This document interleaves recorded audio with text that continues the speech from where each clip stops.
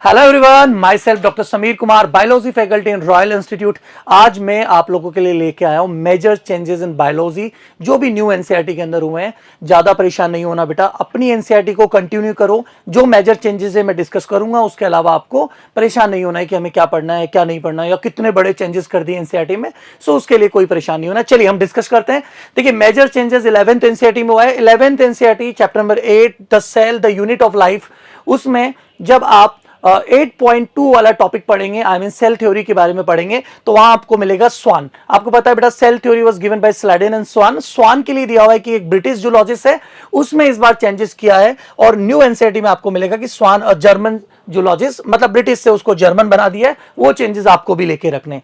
इस सेकंड 8.3 वाले में आपको मिलेगा the fluid matrix filling the cell in the cytoplasm. तो आपको याद रखना है कि इन्होंने साइटोप्लाज्म को फ्लूइड माना हुआ है। वैसे एनसीईआरटी में साइटोप्लाज्म दो जगह दिया हुआ है, एक जगह सेमी फ्लूइड दिया हुआ है, एक जगह फ्लूइड दिया हुआ है। तो सेमी फ्लूइड वाला तो ऑलरेडी सही था, लेकिन जो 8.3 में ओवरव्यू ऑफ सेल में था, वहां फ्लूइड मैट्रिक्स दिया हुआ था, उसको उन्होंने सेमी फ्लूइड मैट्रिक्स कर दिया है। तो आपको दो मेजर चेंजेस चैप्टर नंबर 8 में देखने कि ब्रिटिश जूलॉजिस्ट था स्वान, जिसको अब जर्मन जूलॉजिस्ट कर दिया है, और फ्लूइड मैट्रिक्स दिया हुआ था, उसको सेमी फ्लूइड मैट्रिक्स कर दिया है। साइटोप्लाज्म सेमी फ्लूइड होता है, जो कि पुरानी एनसीईआरटी में एक जगह और भी दिया हुआ था, अब इसको भी चेंज कर दिया है। ओके, मैं 11th एनसीईआरटी में चैप्टर नंबर 12 पे आऊंगा, रेस्पिरेशन प्लांट टॉपिक में, जहां पर बड़ा कंफ्यूजिंग था पहले, क्योंकि थ्योरी में दिया हुआ था कि 4H+ require for 1 ATP synthesis, और डायग्राम में 2H+ रिप्रेजेंट किए हुए थे, आई मीन 2 प्रोटॉन रिप्रेजेंट किए हुए थे डायग्राम के अंदर। उसको आप फाइनली चेंज कर दिया है।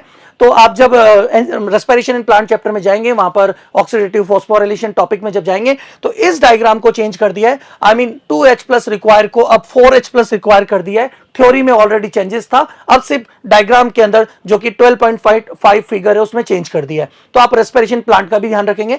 नेक्स्ट 11th में ह्यूमन फिजियोलॉजी के अंदर लोकोमोशन एंड मूवमेंट चैप्टर है। वहां पर पहले हायोड बोन जो होती थी उसको स्कल का पार्ट माना गया था, अब उसको चेंज कर दिया है कि hyoid is not included in school.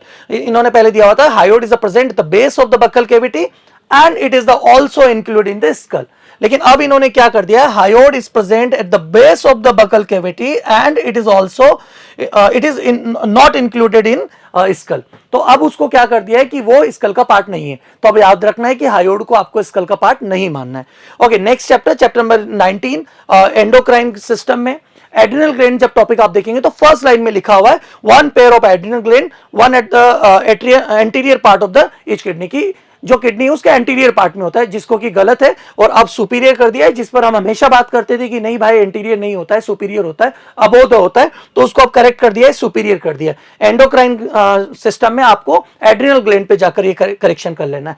उसके अलावा 12th एनसीईआरटी में जो मेजर चेंजेस हैं वो है एक सेकंड चैप्टर रिप्रोडक्शन ह्यूमन में, जो ओवरी का डायग्राम दिया हुआ है, जहां पर ओव्यूलेशन रिप्रेजेंट किया है।